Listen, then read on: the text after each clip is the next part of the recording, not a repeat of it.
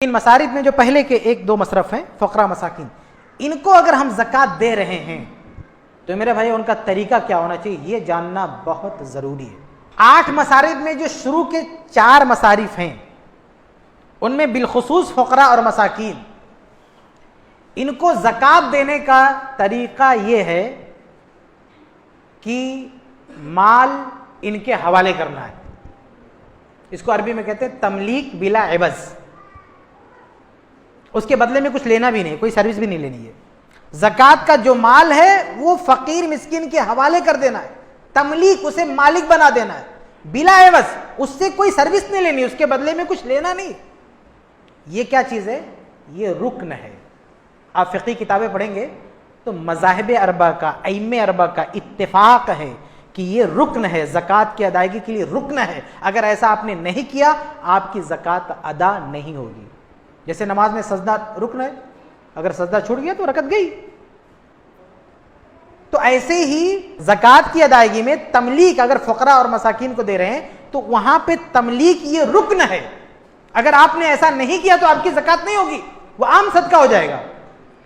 اب ہمارے یہاں ہوتا کیا ہے، ایک آدمی رمضان میں زکوٰۃ نکالتا ہے، غریب کو کیسے دیتا پتہ ہے؟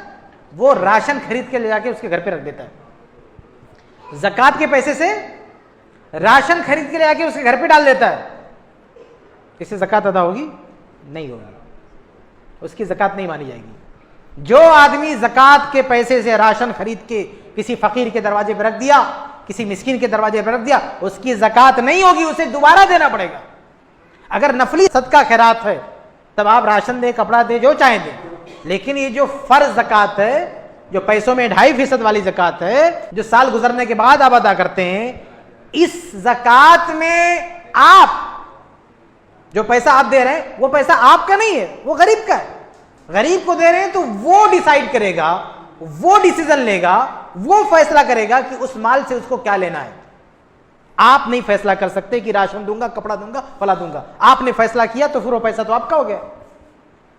آپ نے فیصلہ کیا تو پھر وہ غریب کا مال تو ہوا نہیں، اپنی منمانی آپ نے فیصلہ کر دیا۔ یہ غلطی ہمارے یہاں خاص طور سے ہمارے ملک میں بہت عام ہے کہ ہر بندہ منمانی کیا جا رہا ہے۔ اس لیے میں نے شروع میں کہا کہ نماز پڑھتے ہوئے الحمدللہ ہم بہت ہی چوکنا رہتے ہیں، کوئی ایسا قدم نہ اٹھائیں ہم کہ ہماری نماز نبی کے طریقے کے خلاف ہو جائے۔ لیکن زکوٰۃ کے معاملے میں، زکوٰۃ کے بارے میں ہماری کوئی دلچسپی نہیں ہے کہ زکوٰۃ دینے کا طریقہ نبی کے طریقے کے خلاف نہ ہو جائے، صحابہ کے طریقے کے خلاف نہ ہو جائے۔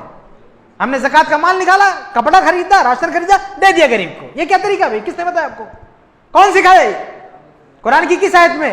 اللہ کے نبی صلی اللہ علیہ وسلم کی کس حدیث میں کہ جو آپ زکوٰۃ دے رہے ہیں اپنی منمانی کرے، اپنے من سے جو چاہے خرید کے لے کے غریب کو دے دے؟ نہیں، اس طرح سے میرے بھائیو زکوٰۃ نہیں ہوگی۔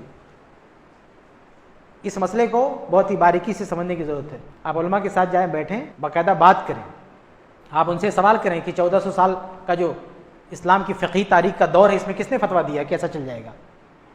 یہ جو 4 مشہور مسلک ہیں، مشہور مذہب ہے، مشہور ائمہ، یہ تو سب متفق ہیں، یک زبان ہے کہ تملیک ضروری رکن ہے، ایسا نہیں ہوا تو زکوٰۃ نہیں ادا ہوگی۔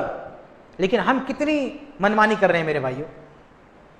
تو یہ تیسرا بہت اہم مسئلہ ہے کہ فقراء مساکین کو زکوٰۃ دیں تو مال ان کے ہاتھ میں رکھ دیں، اب وہ فیصلہ کرے گا اس کو کیا چاہیے، کھانا چاہیے۔ سب راشن ہی پہ آدمی اتارو ہے، راشن دیں گے، راشن دیں گے۔ ارے اس کے پاس گھر کا کرایہ دینے کا پیسہ نہیں ہے اور تو راشن لاتا رہا ہے، شرم نہیں آتی؟ وہ بیمار ہے، ڈاکٹر کو فیس دینے کے پیسہ نہیں ہے تو راشن دے گا؟ مال تمہارا نہیں ہے۔ زکوٰۃ میں جو آپ نے مال نکالا وہ اگر فقیر کو آپ کو دینا ہے، فقیر کے لیے آپ نے نکال دیا تو اب وہ فقیر کا ہو گیا، مسکین کا ہو گیا، آپ کا نہیں ہے وہ کہ آپ جا کے راشن خرید لو، کپڑا خرید لو۔ وہ آپ کا مال نہیں ہے، وہ فقراء مساکین کا ہے، وہ فیصلہ کریں گے اس کا کیا لینا ہے۔ اور ان بیچاروں کو ضرورت راشن کی نہیں اور چیزوں کی ہے، اور آپ راشن پہ راشن لاتے جا رہے ہیں۔ بڑا شوق ہے راشن دینے کا، تو زکوٰۃ کے علاوہ جو الگ پیسے بینک میں جمع کر کے رکھے نا، وہ نکالو بینک سے پیسے اور دو خرید کے راشن۔ کون منع کر رہا ہے آپ کو؟ آپ راشن کی بوریاں لاتے ان کے گھر میں، کون منع کر رہا ہے؟ لیکن زکوٰۃ یہ پیسہ آپ کا نہیں ہے، آپ اپنے پیسے کا راشن دو۔ غریب کا پیسہ لے کے کیوں راشن دے رہے ہو بھائی؟ یہ تو ایسے ہوا نا کہ میں بھوکا ہوں، پریشان ہوں، اب کوئی آدمی آئے یہ میری موبائل چھین لے، جا کے بیچ کے راشن لا کے دے دے، کہ احسان لا دے رہے ہم نے اس کا پیٹ بھر دیا۔ اللہ کے بندے، میرے پیسے کا راشن خرید کے دے دیا مجھے، تو ایسے زکات کا مال فقیر کا ہے، غریب کا ہے، اسی کا مال لے کے راشن لا کے دے دیا، احسان لگ رہا ہے؟ کون سا احسان ہے بھائی؟ تو اس کا پیسہ تھا۔ تو یہ مسئلہ میرے بھائیوں اچھی طرح سمجھ لیں، کوئی راشن نہیں دے گا کسی غریب کو فرض زکات میں سے۔ نفلی زکات میں راشن نہیں، پورا گھر بھرا دو، دکان پورا ٹرک لے جا کے گرا دو اس کے گھر پہ، نو پرابلم۔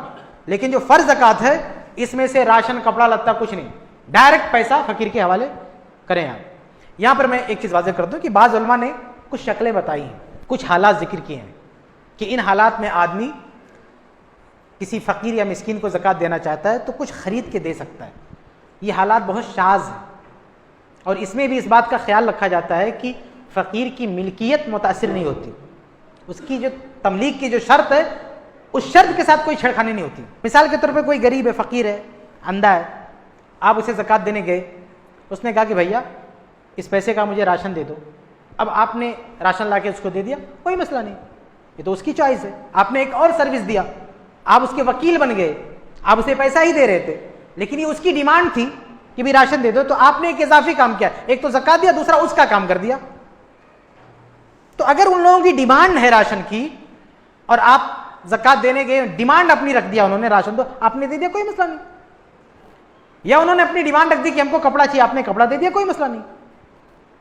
اس میں کیا ہوتا ہے، فیصلہ انہی کا ہوتا ہے، فیصلہ ہمارا نہیں ہوتا ہے۔ تو ایسے اگر حالات ہو، لوگوں کی ڈیمانڈ ہو، لوگوں کا مطالبہ ہو، فقراء مساکین کا مطالبہ ہو، تو آپ دے سکتے ہیں، کوئی مسئلہ نہیں۔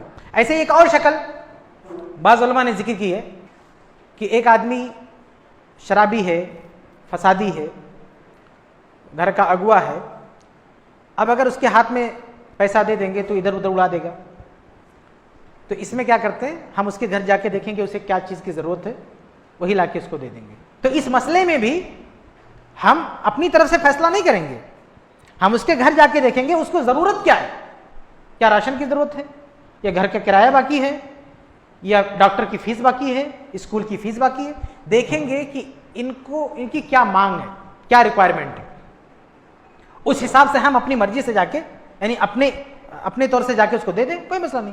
یہاں بھی ان کی جو تملیک کی جو شرط ہے، ان کا جو اختیار ہے اپنی مانگ رکھنے کا، وہ اختیار باقی ہے، ہم صرف ایک سروس دے رہے ہیں، ان کی طرف سے وکیل بن رہے ہیں۔ ایسی اور بھی مثالیں ہو سکتی ہیں، لیکن ان تمام مثالوں میں جو فقیر مسکین ہے فیصلہ اسی کا ہوتا ہے، مرضی اسی کی ہوتی ہے۔